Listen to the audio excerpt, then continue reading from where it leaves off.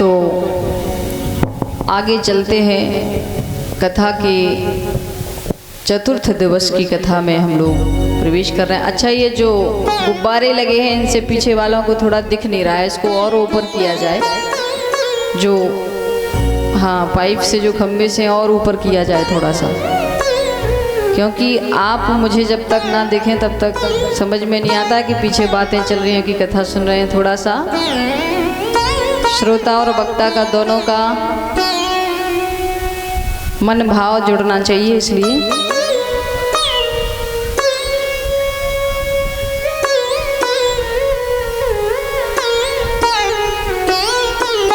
और अभी से आप लोग बातें करेंगी तो फिर आप लोगों को उठा दिया जाएगा और सभी श्रोतागण जो हमारे दादा लोग हैं पीछे, पुरुष वर्ग बैठेंगे, माताओं को पीछे बिठाया जाएगा सबसे ज़्यादा। और सबसे ज़्यादा धर्म में आप ही दान देती हो, आप ही सहयोग करती हो, आप ही बातें करती हो। वास्तव में धर्म को यदि कोई बढ़ाने वाला है तो वो है मातृशक्ति, माता। इसलिए आप लोग 3-4 घंटे आराम से कोई बातें ना करते हुए और कथा को श्रवण करेंगे।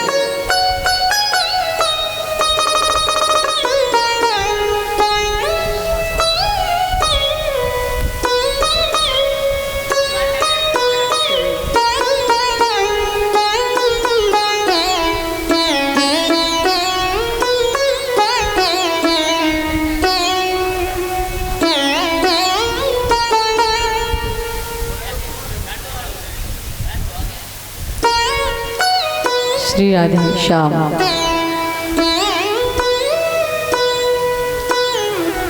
चलते हैं कथा के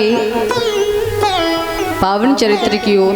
कल भगवान श्री कृष्ण द्वारिकानाथ श्रीमन नारायण की पावन कथा को सुना। कल कौन कौन सी कथाएं सुनी याद है आप लोगों को? आज यजमान जी से नहीं पूछेंगे, घबराओ नहीं।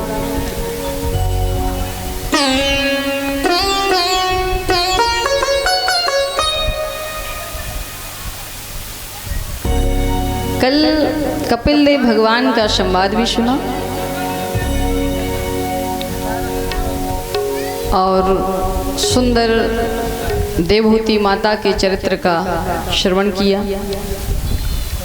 सती का भी पावन सूक्ष्म चरित्र सुना। इसके बाद ध्रुव जी का पावन चरित्र सुना।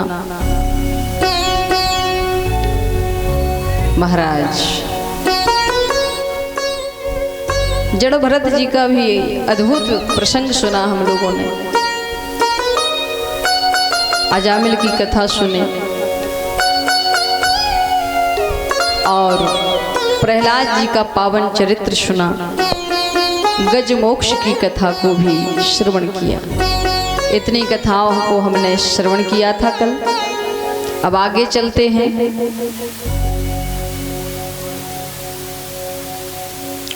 गजमोक्ष की कथा को श्रवण किया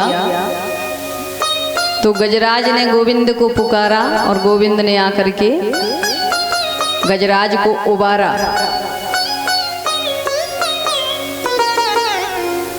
बचाया।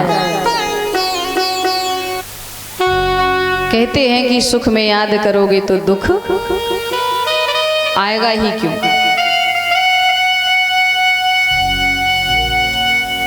इसलिए सुख में ही याद किया जाए तो अच्छा रहे।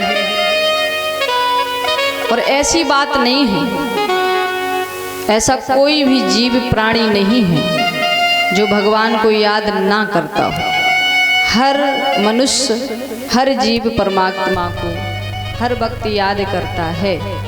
लेकिन जिस वक्त शादी ब्याह में डीजे बज रहा हो तो वहाँ पर राम भजन, राम बन के कभी श्याम बन के ये तो नहीं बजाएंगे। क्या बजाएंगे?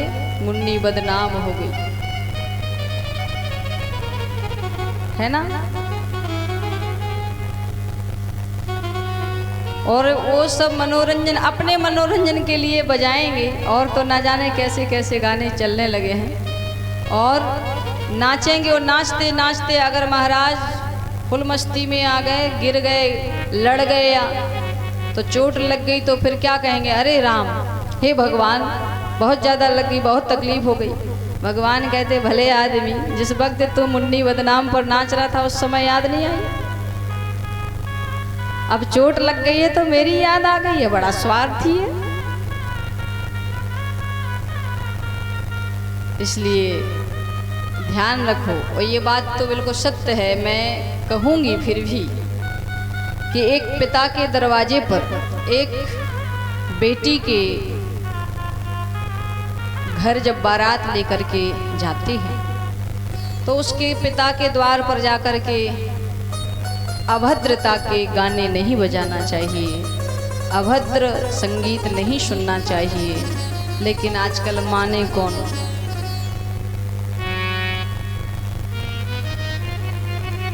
सबसे ज़्यादा हमारे हिंदू सनातन में यह अभद्रता, यह प्रदूषण फैला है कि वो मानता किसी की नहीं। कथा में आप लोग बैठे हो तो मानो ऐसे लग रहा है कथा सुन करके जैसे सतयुग आ गया हो, लेकिन ये बात और सत्य है, जब तक कथा पांडाल में हो तब तक आपके मन में वैराग्य सत्य आ गया है, सतयुग आ गया। और जैसे ही कथा पांडाल से निकले आरती के बाद फिर वही पुराना। कथा सुनने का फल तभी प्राप्त होगा जब हम कथा को सुनकर के और उसके सुंदर बताए हुए सद्मार्ग पर चल पड़े।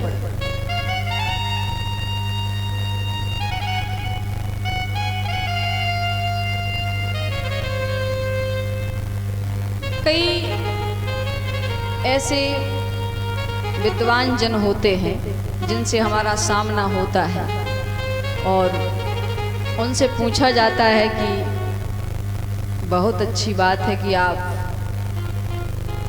धर्म ग्रंथों को पूजते हैं और उनको पढ़ते हैं, लेकिन कहते हैं ना कि रामायण को रामचरित्र को सब मानेंगे, रामायण को सब मानेंगे लेकिन रामायण की नहीं मानेंगे। राम जी को सब मानेंगे लेकिन राम की नहीं मानेंगे। समझ रहे हो? राम जी ने चरित्र जो किया, क्या चरित्र है भगवान श्री राम का। कई ऐसे बनते हैं जैसे मानो राम जी के बाद दूसरा इन्हीं का नंबर आ गया। वाह क्या, अरे चरित्र देखना है तो राम जी का देखिए। राम जी ने जीवन जी कर के बताया है मनुष्य को कैसे रहना है, संयम में नियम में कैसे रहना है, आदर में कैसे सम्मान करना है, मर्यादा में कैसे रहना है। ये तो सब बातें करेंगे लेकिन स्वयं उस पर नहीं चलेंगे। इसलिए भैया भागवत सुनो, भागवत की मानो भी।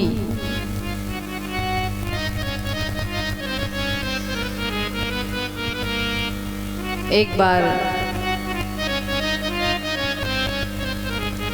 दुर्वासा जी भगवान के धाम गए और भगवान के धाम गए तो महाराज भगवान ने दुर्वासा जी को प्रसादी माला पहनाई, अपनी प्रसादी माला पहना दी।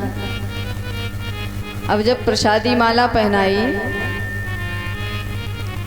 तो इंद्र बड़े प्रसन्न हो गए और प्रसन्न हुए, माला पहन करके सीधे कहाँ आ गए? देवराज इंद्र के पास। अब वो माला पहन करके इंद्र के पास में आए तो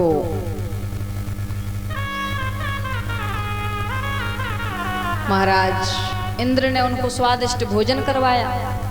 अब जब भोजन करवाया तो इंद्र और प्रसन्न हुए। जैसे ही भोजन करवाया इंद्र प्रसन्न हुए और दुर्वासा जी बड़े प्रसन्न हो गए। तो दुर्वासा जी ने प्रसन्नतावश अपनी वह भगवान की प्रसादी माला इंद्र को पहना दी।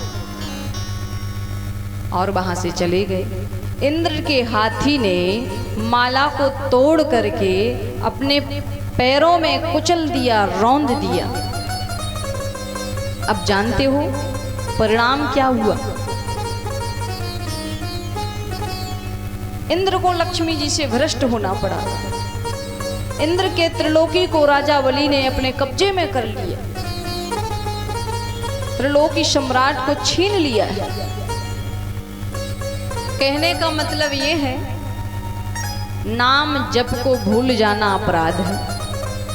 भगवान के चरणों में चढ़ी हुई फूल माला प्रसादी हमारे पैरों में ना गिरे, ऐसा प्रयास करें। भगवान की फूल माला, प्रसादी माला अगर हमारे पैरों में गिरती है तो इससे बड़ा अपराध कोई हो नहीं सकता।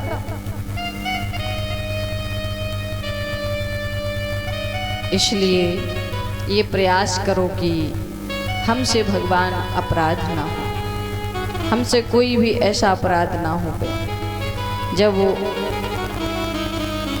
राजा बलि ने अपने कब्जे में कर लिया त्रिलोकी को, इंद्र मारे मारे भटक रहे हैं। देवताओं ने जाकर के भगवान से कहा, नारायण से, कि कुछ करिए। तो नारायण भगवान ने कहा कि सुनो बलि, देवताओं से कहा कि सुनो, बलि पर हो गई है इस समय गुरु की कृपा, और गुरु कृपा जिस पर हो जाए तो उसे कोई हरा नहीं सकता है। मैं तो भगवान होकर भी अगर बलि से युद्ध करूंगा तो मैं हार जाऊंगा, इसलिए मेरे बस की बात नहीं। इधर देवताओं की माता अदिति महल में आज उदास बैठी है और बड़ी उदास बैठी चिंतन कर रही है। कश्यप भगवान आए, आकर के पूछा कि देवी क्या बात है, उदास क्यों हो, क्या हुआ?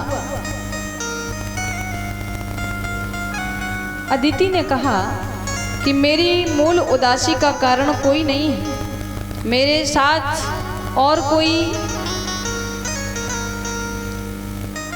आपत्ति नहीं है, मुझे कोई किसी भी प्रकार का संकट नहीं है, तो मुझे केवल और केवल कष्ट है तो यही कि मेरे पुत्र आदि मारे मारे भटक रहे हैं। मैं चाहती हूँ कि मेरे घर कोई ऐसा बालक जन्म लेकर के आए जिससे इनके सुख स्वर्ग आदि को वापस दिलावे। हे भगवान, मैं अनहित किसी का करना नहीं चाहती हूँ।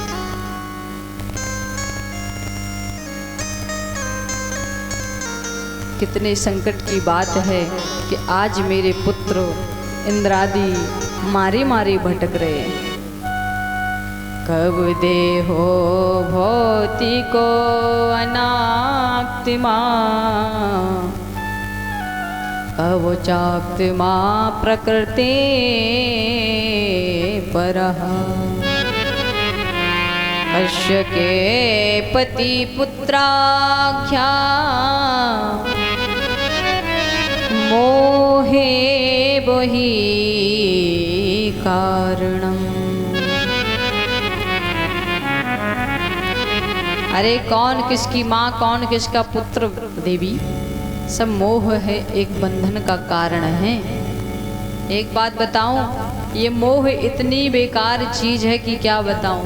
मान लो सामने धूप में सड़क पर दो बच्चे खेल रहे हैं, सड़क पर आपका बच्चा एक पड़ोसी का, तो जब धूप में दोनों बालक खेल रहे हैं तो आप अपने पुत्र को बुलाओगे, पड़ोसी को नहीं बुलाओगे। कहोगे बेटा भीतर आ जाओ, धूप तेज है, पड़ोसी के बच्चे का कुछ भी होता रहे, उसकी चिंता नहीं है। यही तो मोह है, हमें अपने से मोह है, किसी और से नहीं। इसलिए देवी, कौन किसकी माँ, कौन किसका पुत्र, सब मोह ही बंधन एक कारण है। लेकिन फिर भी यदि तुम्हें मन को शांति नहीं है तो मैं बताता हूँ, एक व्रत करो। कश्यप भगवान ने व्रत बताया, 12 दिन का व्रत है। ये फाल्गुन मास में शुक्ल पक्ष में किया जाता है। इसका नाम है पयोव्रत। प्रतिपदा से लेकर के त्रयोदशी तक यह व्रत होगा। यज्ञेश भगवान की स्तुति करना, तुम्हें नारायण भगवान अवश्य दर्शन देंगे। यज्ञ पुरुषाच्युत तीर्थ पाद तीर्थ श्रेवा श्रवण मंगल नाम धे। आपन्नाले की ब्रजिनो पश्चिमो दयाघ्यसम ना क्रोधी से भवन सीदीना ना।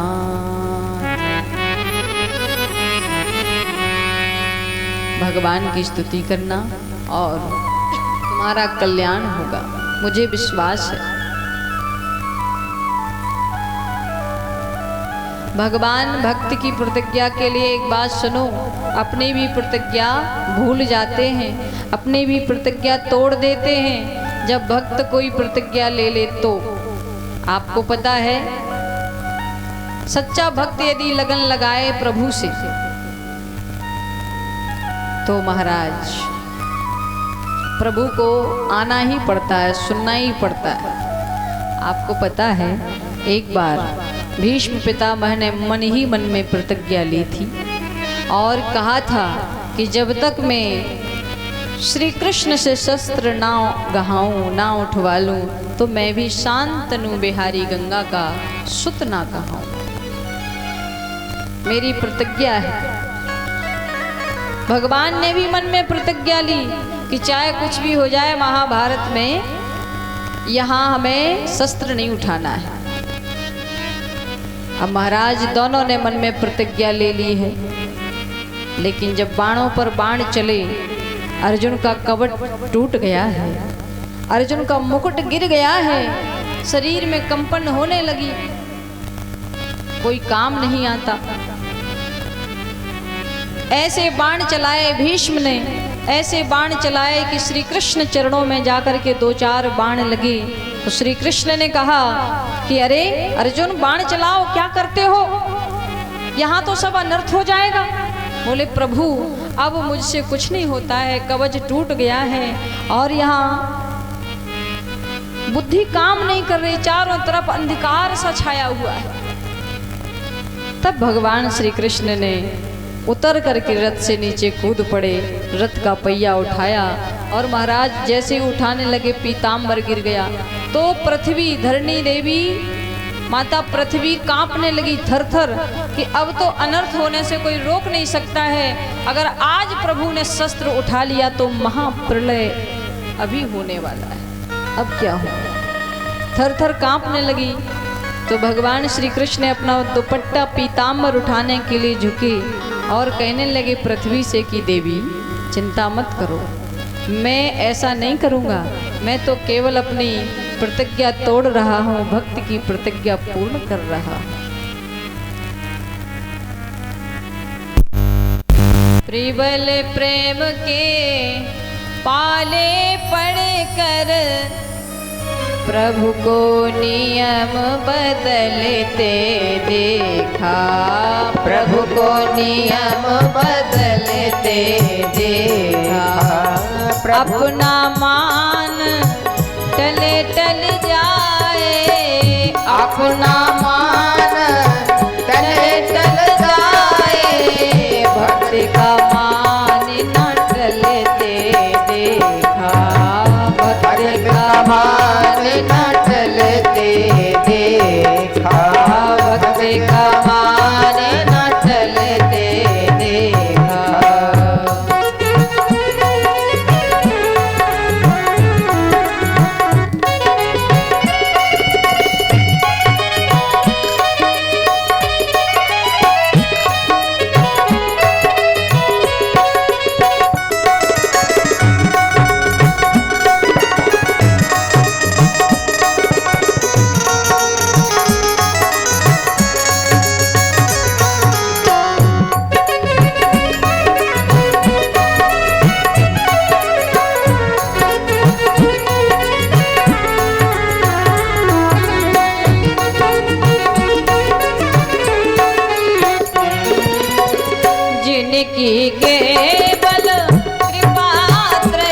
से जिनकी केवल कृपा दृष्टि से सकल सृष्टि को पलते देखा, सकल सृष्टि को पलते देखा, सकल सृष्टि को पलते देखा।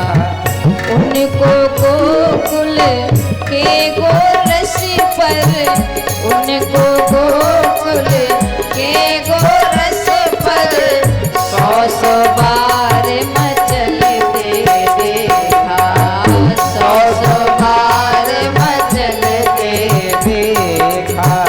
अपना मान तले तल जाए, अपना मान तले तल जाए, भक्त का मान न टलते देखा, भक्त का मान न टलते देखा।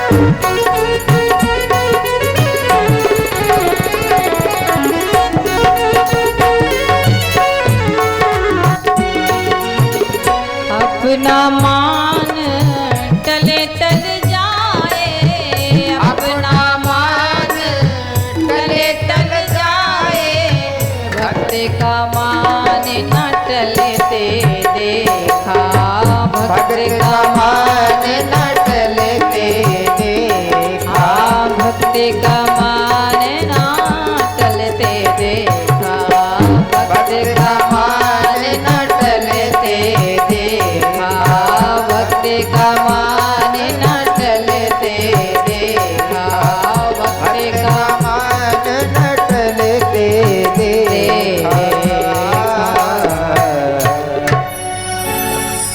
इसलिए परमात्मा कहते हैं कि जो मेरे लिए इस प्रकार से समर्पण हो जाता है, मन ही मन में अगर भक्त प्रतिज्ञा ले लेता है तो उसकी कामनाओं को मैं अपनी प्रतिज्ञाओं को भूल करके पूर्ण कर देता हूँ उसको। आज देवताओं ने प्रभु की प्रार्थना की, श्रोणायाम श्रवण द्वादशाया मुहूर्ते अभिजित प्रभु, सर्वे नक्षत्राघाशक्र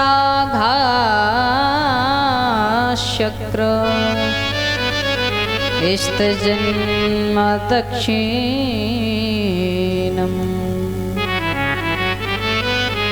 आपको बताऊं, ये जो भादों का महीना है ना, कुछ ज़्यादा ही बढ़िया होता है। श्री राधा रानी का अवतार किस महीने में हुआ? भादो में। हमारे कन्हैया का अवतार किस महीने में हुआ? भादो में। बलराम जी का अवतार भादो में, और श्री बावन भगवान का भी अवतार भादो में हुआ। आज देवताओं की कार्य सिद्धि के लिए श्री नारायण स्वरूप बावन के रूप में पधार रहे हैं, और भादों के महीने शुक्ल पक्ष द्वादशी तिथि के दिन ठीक 12 बजे, दिन के ठीक 12 बजे श्री नारायण भगवान बावन स्वरूप में प्राकट्य हो गए हैं। बोले बावन भगवान की जय। अब बावन भगवान की इतनी सुंदर झांकी, महाराज सभी देवताओं ने उनका स्वागत किया, वंदन किया। उनके आने की खुशी में बहुत आनंदमयी छवि, ऐसा स्वागत किया, संपूर्ण ब्रह्मांड में बावन भगवान की जय जयकार हो रही। 52 का मतलब जानते हो? 52 का मतलब है 52 अंगुल के, यानी बौने बनकर आ रहे हैं, आ गए हैं महाराज। छोटे छोटे चरण हैं, छोटी छोटी महाराज हाथ हैं, छोटा सा मुखार बिंद है, शंख जैसी ग्रीवा है, कमर मुट्ठी भर जैसी कमर है, और महाराज इतनी सुंदर उनकी आकृति की क्या कहूं। हाथ में छाता लिए हैं, चरणों में पादुका है, जलपान के लिए कमंडल है, भिक्षा पात्र, भोजन के लिए भिक्षा पात्र है। 52 प्रभु आए। अच्छा, ब्राह्मण के यहाँ बालक का जन्म होता है तो जन्म के बाद फिर उसका यज्ञोपवीत संस्कार होता है। 52 भगवान का यज्ञोपवीत संस्कार हुआ। जैसे ही संस्कार हुआ तो उनको जो भी दान दक्षिणा में मिल जाता है मांगने के लिए जाते हैं। अब वो 52 भगवान जैसे ही मांगने के लिए गए, गुरुदेव को समर्पित किया, तो गुरुदेव ने कहा कि छोटी मोटी प्रसन्न नहीं होता हूँ इस भिक्षा से, अगर तुम्हें प्रसन्न करना ही है तो जाओ राजा बलि के यहाँ जाकर के त्रिलोकी की भिक्षा लेकर के आओ, तब मैं प्रसन्न होऊंगा। 52 भगवान ने कहा कि यदि आपका आशीर्वाद रहा तो ऐसा ही होगा। महाराज 52 भगवान चले जा रहे हैं। अब राजा बलि के द्वार पर यज्ञ चल रहे हैं। यहाँ यज्ञ चल रहे हैं। द्वार पर जाकर के खड़े हो गए। जैसे ही द्वार पर खड़े हुए तो बलि ने दूर से देखा और कहा कि भगवान, उनके गुरुदेव हैं शुक्राचार्य, कहने लगे मुझे तो ऐसे लग रहा है जैसे साक्षात मेरे यज्ञ मंडप में सूर्य आ रहे हैं, सूर्य देव चले आ रहे हों। शुक्राचार्य ने कहा कि सूर्य नहीं तो चंद्रमा अवश्य ही होंगे। पहुंचे उनका स्वागत करने के लिए। जैसे ही स्वागत करने के लिए पहुंचे, द्वार पर हाथ जोड़ करके स्वागत किया। परिवार जन सहित आपका स्वागत करता हूं, पधारिए। अच्छा, 52 भगवान हाथ में माला लिए हैं, मौन खड़े हैं, कुछ नहीं बोलते। आइए, आप कहाँ से आए हैं, कौन हैं आप, पधारिए। 52 भगवान बोलते नहीं। तो बलि ने गुरुदेव से कहा कि गुरुदेव ये कुछ बोलते क्यों नहीं, इनसे मैं इतनी बात किए जा रहा हूँ, कुछ पूछ रहा हूँ, पर ये तो कोई जवाब ही नहीं देते। शुक्राचार्य ने कहा तुम नहीं जानते, इन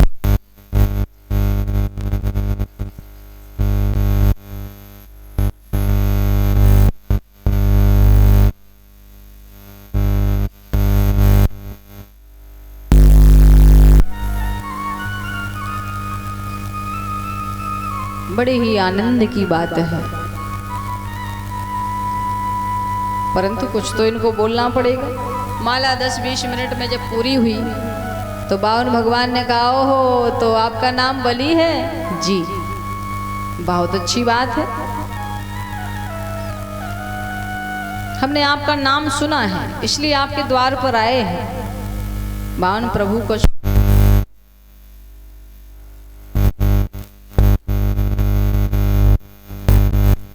ब्रह्मन के मुकरिवामते